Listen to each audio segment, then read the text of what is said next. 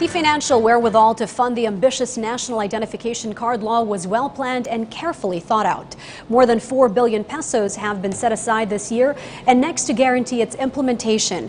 PTV correspondent Pauline Requesto on assurance by government's head financial strategist and technocrat that the Philippine ID card endeavor has enough funding to see it from start to finish in this report.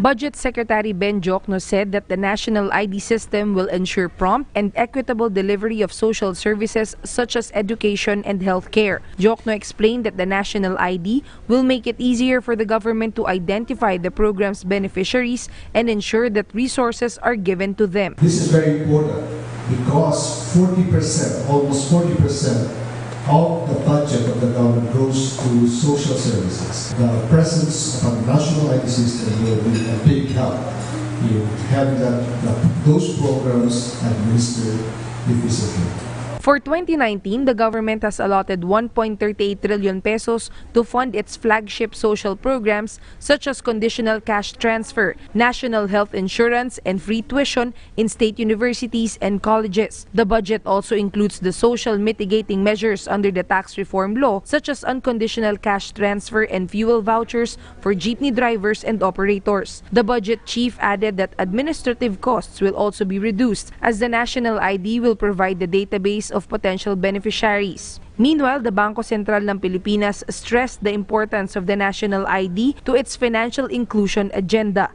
PhilSys, therefore, addresses the key barriers to opening a bank account, particularly the cost of onboarding, as well as the lack of acceptable identification, particularly for low-income and vulnerable sectors of our society.